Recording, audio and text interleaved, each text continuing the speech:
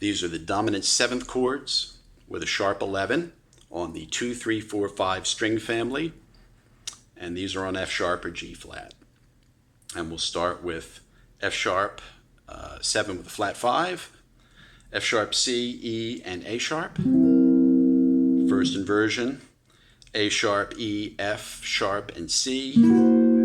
Second inversion, C, F sharp, A sharp, and E. And E, A sharp, C, and F sharp. And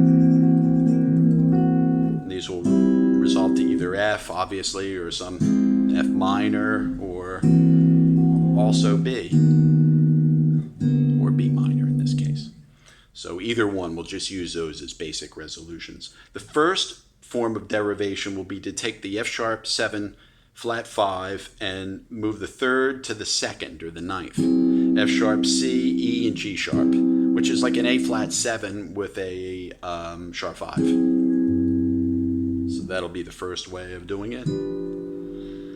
Okay, and we can do that for all the inversions. So if we go through the inversions and simply take the third, the B flat, move it to A flat, and then voice lead it up to the major 7, we have it. So we'll do all those first, perhaps. Probably be an easy way to do it. And then, so we have that. Again, we took a C, F sharp, A sharp, and E, and just made A sharp, G sharp. And then just resolve it to, whatever type of chord we want there on B or F for right now. Just for right now, take this one and move the F sharp to G sharp. So that's how we did it on that, to B minor. Even the closed voicings, like for instance, if we do this one, F sharp, C, E, and G sharp, and we move in the opposite direction, F sharp, A, C, and E, and we do the same thing there. We can take the E up to G sharp and make that the way that we do it to resolve it, or we can take the A sharp and move the G sharp, which is nice. That's a nice sound. So that works great too. That's another way to derive those. Again, taking the F sharp 7 chord with a flat 5 and moving the third to the second. So A flat 7 sharp 5 resolving to F, or A flat 7 sharp 5 resolving to some sort of B. So those are just two of the basic resolutions. The second way that we'll do it is by taking the related chords, notably B flat minor 7 flat 5, but really C sharp or D flat minor major 7. We'll convert that to E major 7 sharp 5, and we'll convert that to C7 sharp 9. So let's do those. Here is an F sharp 7 chord. Again, we raise the third in this case to the C. So we have F sharp, C sharp, E, and C. And we can hear that resolve. But watch, if we look at this, we add F sharp to G sharp. There's our C sharp minor major 7, which we can hear resolve to F. So it's a replacement for a C, or really an F sharp 7 sharp 11. And again resolves to a B major really nicely. And that was from taking the C sharp minor major 7, G sharp, C sharp, E, and C, and just lowering the G sharp to F sharp. Now, if we take the C sharp minor major 7 and we take the C sharp, raise it to D sharp, and we have an E major 7 sharp 5, which of course acts as the F sharp 7 sharp 11. We raise the G sharp of that chord to A sharp. That's a C7 sharp 9. And if we lower the D sharp to C sharp rather, that's the sharp 9 again, and resolving to F in that case. So we'll use that line of derivation now exclusively moving forward. So Here's the B flat minor 7 flat 5, B flat E, G sharp, and C sharp. Now we will move the B flat to C, C, E, G sharp, and C sharp. So it's C sharp minor major 7. And now we will raise the C sharp to D sharp. That's the E major 7 sharp 5. And if we raise the G sharp to A sharp, there's our C7 sharp 9, lower D sharp to C sharp, and there's the C7 flat 9 over F sharp. And again, resolving to B in that case, but acting as an F sharp 7 sharp 11. Now we can voice exchange with that too as well. So we can use closed voicings instead of starting with C, E, G sharp, and C sharp. We can even take the G sharp to F sharp and resolve that way. We can do that as well. But we can voice exchange C sharp, E, G sharp, and C sharp and do the same process. Move the C sharp to D sharp. Take the G sharp up to A sharp in that case. And that gives you another form of, and that's really nice down low as well. So that has that sort of very thick sharp 11 type sound. So that has a really nice sound to it for a sharp 11 on F sharp. Also, moving this way, so we have the C7 sharp 9 and the flat 9, which we know, C, E, B flat, and D sharp, and D flat. Now, if we voice exchange B flat and C, we have this. Very nice voicing. If we're resolving to B, that's fine too. We can do that. Or resolving to C. Excuse me, B, F in this case. Like an F major, A, F, B, and C, or A, F, G, and C. So that works very well in that case. And now, moving forward, we have a regular F sharp 7 here. C sharp, F sharp, A sharp, and E. We can move the A sharp to C, which sounds like an F sharp with a C on top. C sharp, F sharp, C, E,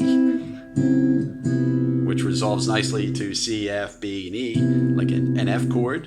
So that's one line of derivation for a regular dominant 7. But also, coming off of this C, F sharp, E, and B flat and E, we move the A sharp to G sharp like we did before, but also from a 9th chord, B flat, F sharp, G sharp, and E. And if we move the G sharp to C, so we have B flat, again, we have like an F sharp sound and a C. B flat, G flat, in this case, C and E. And that can resolve to, B, or it can resolve to F. So that's another way of deriving. But here's the C sharp minor major 7, taken from B flat minor 7 flat 5, C sharp, G sharp, A sharp, and E. And again, resolving to F in that case, or F minor. Moving C sharp to D sharp, that's an E major 7 sharp 5. Moving the G sharp to A sharp, C7 sharp 9. And moving, in this case, a C up to D flat. It sort of looks like an E flat 7 or an E flat 13 with a flat 9, resolving to A flat minor or A flat major. But what we'll do is voice exchange. When we get to this chord, D sharp, G sharp, C, and E, E major 7 sharp 5, exchange D sharps and E's. So E, G sharp, C, and D sharp. So from this, and now we can move the D sharp back to C sharp. So that's a very good sounding F sharp 7 sharp 5 kind of sound. Now if we take the G sharp and move it to A sharp, we have a C7 sharp 9, E, B flat, C, and D sharp. C moves to C sharp. So that's another way. And then resolving to a B minor major 7 or B minor major 9. That could resolve that way. Or it could resolve to an F minor. You know, F, A flat, C, and D. Going to an E or going to a G. Doesn't matter. Also, this formation is interesting. C sharp, E, C, and D sharp. And again, common to put with the F sharp and the bass. So this is a C sharp, E, C, and D sharp, a C sharp minor major 9 chord. And in this case can resolve to a B, or it can resolve to an F. So it resolves to an F minor, or an F major in that case.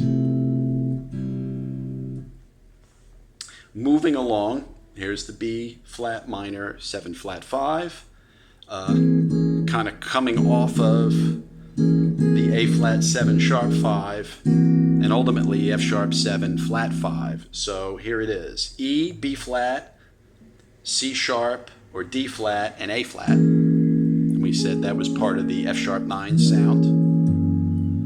Okay, now if we can move the C sharp to C, there's the A flat 7 flat 5 sort of derivation on the flat 5 chord. But if we move the B flat to C, there is the C sharp minor major 7 sound. Now if we move C sharp to D sharp, E major 7 sharp 5 sound. If we move the G sharp to A sharp, there's the C7 sharp 9. And now that's a little stretchy. If we move the D sharp to C sharp, we have the C7 flat 9 type sound. And of course we can go backwards and then just resolve as per to an F minor in that case.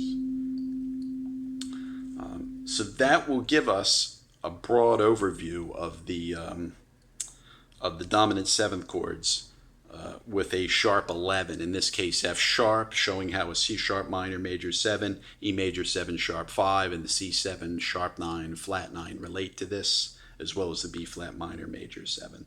So both forms of derivation, which were taking the standard F sharp 7 flat 5 sound, lowering the third, or a regular F sharp 7 and raising the third, which leads us to, of course, to the C sharp minor major 7 type sounds. And that shouldn't be lost in this case. The C sharp, F sharp, C, and E. We notice the F sharp just goes to G sharp in that case, and then we do all our derivation from there, and then we can make all our moves. So again, dominant 7 sharp 11 type sounds, 2, 3, 4, 5 string family on F sharp, G flat.